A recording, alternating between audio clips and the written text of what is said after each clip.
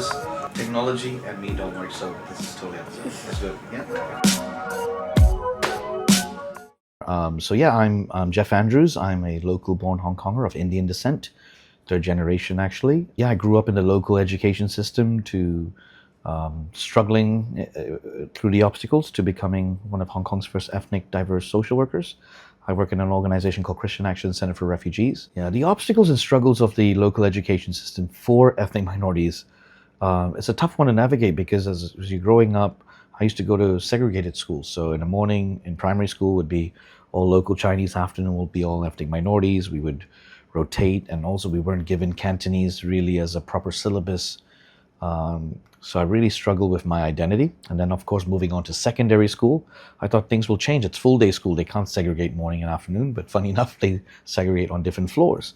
And you were taught English, and then our second language was French, which really didn't help much with integrating into Hong Kong. So I think a lot of ethnic minorities failed the public system because you needed two languages in order to get into university. So once you have that as an obstacle along the way, we fail, and hence a lot of us, I would say a lost generation of us, ended up in menial jobs, no school, dependent on welfare, unemployment, and sadly even sometimes delinquencies. And I actually walked a very wrong path as a young person, arrested youth. But I was very lucky a social worker came and saved my life, and that's why I'm here today. Do you think the differentiated language policy during your school years, do you think that was representative of a broader trend that was ongoing in the society to disintegrate ethnic minority populations from the mainstream society? And if so, why? What would be the reasons? That's a great question, William. I think, look, there's a lot of complexities, right? I don't think they had a real good policy for us. They always maybe thought, they won't stay here for long, this community, they're going to leave and immigrate. But that's not the case. We have roots here. We are born and raised here. We are, educated here. So I think there's a lot of things that they didn't really plan ahead. And now we're fixing it, as you can see. It's taken a long while. After 97, many of us wanted to be policemen. We were policemen before 97, but then they suddenly put the language requirement that you need to read and write. But how could you read and write when it's not taught to you in school? Okay, so for a whole generation of us, we couldn't be policemen and firemen and all sorts. Now there are 55 plus ethnically diverse police officers. It's because we've had to, again, overcome those obstacles and, advocate and lobby. And, me being the first ethnic minority social worker, how can that be in 2014? Where were we before that? Again, language. So those obstacles are now being slowly taken away, but it's been a long struggle. So you mentioned just now how you were pushed into delinquency in some way. Absolutely. I still go to schools to do talks. And I'll tell you one thing, outside of school at 4:30, there are still gang members so openly recruiting ethnic minority youths. Why? Because they feel that's the easy way out. Studying in school, there's so many obstacles along the way. It's hard. You're not getting all the support. People don't understand youth. And I think that still happens today. And I think for me as well, I started to rebel against society. I felt like there was no hope for me. There was no career advancement. There's no schools that are going to take me. Well, sadly for me, it took an arrest, all right, and to wake up. But not just an arrest. I think it was a social worker, a local Chinese social worker that came to bail me out, saved me, and then not just took me out, but she continued to hold my hand along the way and make sure that, I was supported. And I think that was, for me, the most important thing. And that's why I started to say, I need to be a social worker. Why can't I serve my own community, and why can't I give back? And I think that's my calling in life. But I'm so grateful that social worker bailed me out at 4 a.m. in the middle of the night and took me out to where I am today. Yeah. I think if you look at me, I think I am someone that walks the walk. I think I've struggled so much. I've been it. So Fermi Wong, my social worker that saved me, she fought the school system, and no school said yes, except one community college said we'll try 3 of us ethnic minorities in a test case scenario. So yeah, it was tough because that was the first time at the age of 28, night school. I remember leaving this office every day in the evening and going to school. And it's the first time in my life that I studied together, no longer in different floors, no longer in morning or afternoon section, but sitting together with local Chinese in the classroom. I mean, for me, it was ironic at the age of 28, like, wow. 4 years of night school. and but it was worth it because at the end of it today, I, never imagined in my lifetime to be holding, a registered social worker's card like that, and it's from being arrested to holding that, and then seeing now how we've inspired a whole generation of social workers to do it, and I think, yeah, thank God for that too. There's, if you can remember, was there like a particular, I guess, event or a particular experience kind of within this career that made you feel like, oh, this is why I'm doing Oh social wow. work. This is why I'm a social worker. Oh, 100%. Numerous. I mean, 16 years of being in this center, 10 plus years of being a registered social worker, absolutely. And I mean, we had a fire here, and 4 years ago in the center, this unit outside was burnt. And I was just thinking, gosh, man, we already struggle here being a refugee center where people already say kalan man and don't want anything to do with. Two, we're in Chungking Mansions where people don't like chunking. And I thought, how are we going to fundraise after social unrest? And as the pandemic was starting. But, I think one thing I believe here is really to walk in faith. And so we just suddenly, we just said, let's just go and ask the public for $800,000 to fix the burnt unit. But in 2 months, we got $2.4 million. And I think for me, that shows you, that's Hong Kong for you, right? You just gotta do the good things and people will believe in you. And I think that's, for me, I think the greatest testament as a social worker that what we're doing has an impact in society, and that's why they believe you. No one just gives money, right? It's a lot. How would you describe Chungking Mansion? Well, William, to be very honest with you, if you asked me when I first joined here 16 years ago where I worked, I've never told people I work in Chungking. I always say Christian Action. They're like, Christian Action where? I'm like, Christian Action. I was so ashamed because even in our own community, we have stigma against this building. So it was really hard. But the second year when I started to really get back into this building, and I'm like, dude, they're everyday people. They're just like you and me. They work hard. They want to make ends meet. And there's such beautiful diversity. I think the start for me was 2019 after the social unrest when people were trying to attack minorities in the mosque in Chungking. We stood outside to give water bottle to people, say, hey, we're peaceful people here. We spoke in Cantonese and people were like, we? They speak Cantonese in here. And that's when they said they want to come inside, but that's when we first organized the first ever Chungking Mansions tour. And I'll never forget, our first tour was supposed to be 5:30, we announced. At 4:30, someone sent me a photo. I have a photo of it even till today. He says, Jeff, can you come down now? I said, why? He says, people are already lining up all the way till Sheraton Hotel.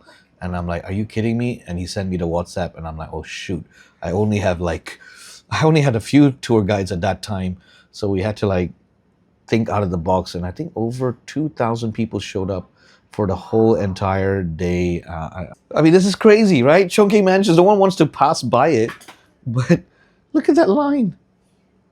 That's 4:30. It gets darker at 5:30ish, but they were there, and I could show you that day we had the Kowloon Wall City movie, Kowloon St. Jai. Now, do you know how long the lines were for that place? Hours. And I'm just thinking to myself, Hong Kong is so peculiar. When it's gone, everyone misses it. Right? Back in the day, like, no, I'm up Kowloon St. Jai, but then people are lining up for it now. I'm like, so here I thought, dude, it's the same representation of Hong Kong. Chungking is the same representation of Hong Kong. It's the same as Kowloon St. Jai. No one wants to go in until it's gone. Then we go like, oh man, that's a part of Hong Kong. And I look around Chim Sa Choi. It's changing. Look at these high rises. But Chungking represents the Hong Kong spirit. It's the Lion Rock spirit. You come inside, people greet you, Chosan. You talk to your grandmas and grandpas. They tell you back in the day, they open the doors, of their homes because that's the old Hong Kong, Gai Fong, but now you lose that. But here you have that. And let me tell you, the fact is, people keep saying people are fighting inside, there's crime. That's not true, man. I mean, you come in here 9 to 10, 11, let's say 11 p.m., it's just normal. All right, is it dangerous at times? Yeah, if you come here after 12, it is. But isn't Mong Kok and Yuen Long the same? Isn't Lang Kwai Fong? Don't you have fights there too, guys? So I think that for me is why we do this, why we still believe that Chungking Mansion is the epitome of what Hong Kong is about. So what is it that you are trying to showcase about Chungking Mansion? Great question. When you are, touring around. Great question. So first thing, I think I touch upon different things. We call it the 5 senses tour because you're using all 5 of your senses.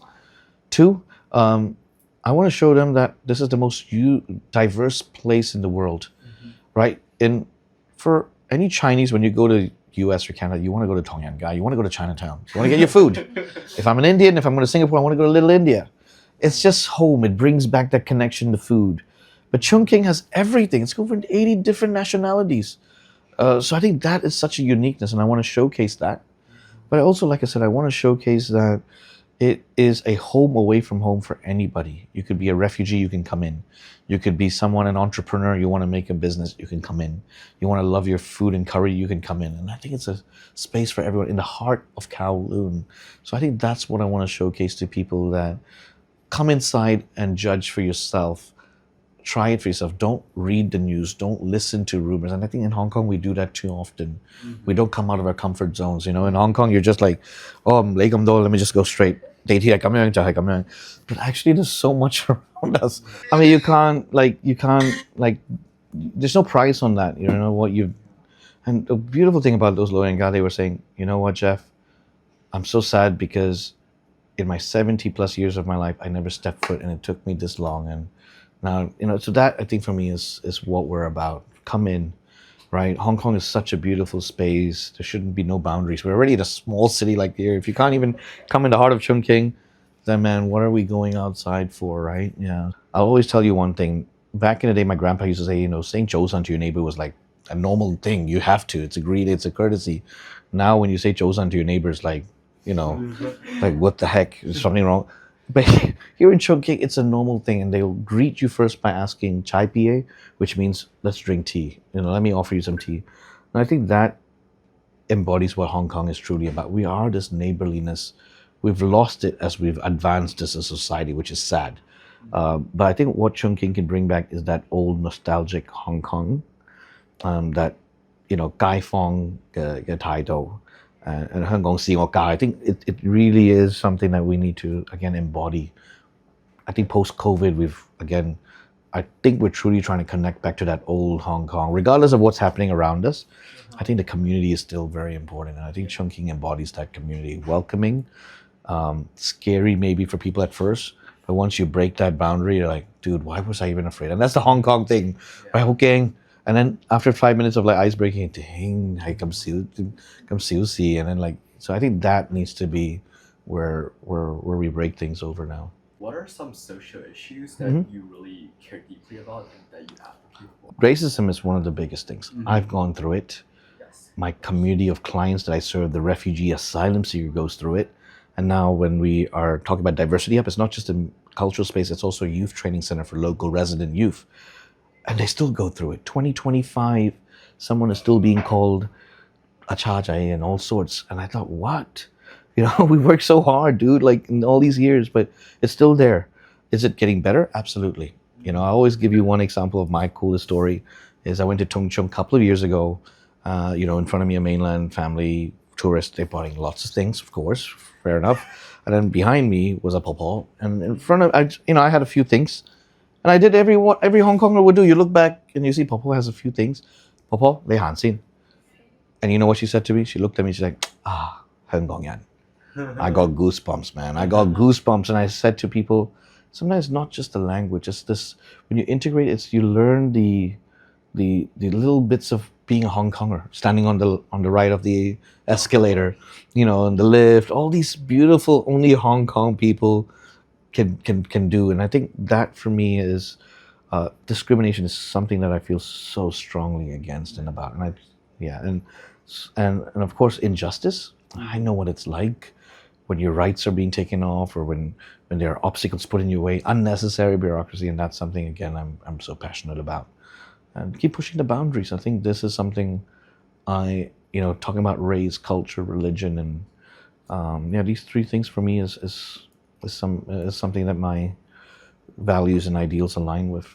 What do you think is a way that is accessible for most people to kind of create change? One thing that you don't have to be a social worker to do what these changes are, by the way, so please don't think in that way. I think one thing we lack in Hong Kong is this allyship. And you look at social media, there's such a pedestrian attitude when injustice is happening. How many of us, when we've seen an incident happening when we could be involved in solving or helping, we take our phones instead? Or we look the other way, and that is where we are going wrong as a city. In any civilized society, when you see injustice, we need to step up and voice out. I'll be honest. I think I'm seeing a lot more allyship. I have a bad habit of when I read any ethnic minority articles, I read all the comments section. That's such a bad habit because it's so irking because you get some bad comments like "Fan hui la," these people. But now I do see a lot of people voicing out and balanced view, like, "Hey, no, they also part of the city. That is wrong." And I'm like, "Oh my gosh, it's changing." Like 15 years ago, it's all like, yeah, it's all one-sided. So I think that allyship needs to happen. When there's an injustice to someone, it's also an injustice to you. And I think in Hong Kong, we need to step up more. And young people, you guys, you need to pick up the mantle because it's your generation next. And yeah, and I think once we have more allyship, and I see that's so good, like the unity of people that are so supporting of LGBT communities, it's fantastic. But I do feel that the race, religion, and culture aspects of people are not that strong and united. So I'll give kudos to the LGBT community. They've really rallied and united. But as my communities, we should actually do a lot better in that. Yeah. Of course. So we're gonna end on a more open question. Cool. So, in your opinion, Yeah. what do you think means? What do you think it means to be a Hong Konger? What Wow. do you think it means to define kind of like someone who belongs? Beautiful. Now, again, back in the day, people said, do you need to be born and raised in Hong Kong and only speak the language? Absolutely not. I think the essence of being a Hong Konger is having these beautiful values of respect. The Hong Kong Gai Chikun is work hard, play hard. The never say never attitude. And I tell you what, there is no species like Hong Kongers in the world. There's no place that can go through social unrest, COVID, SARS, like crisis, and yet still come out and still be like, yeah, what's next? But we may be down and out, but I think we're such a resilient society. And I think that makes us so unique. And I think that's what makes us a Hong Konger. And you could be an immigrant, and as long as you buy into those values, you are a Hong Konger. And I think for me, it's Hong Kongers, the never say never attitude. You get down, but we never get knocked down forever. It's such a cool thing. So that's for me, being a Hong Konger.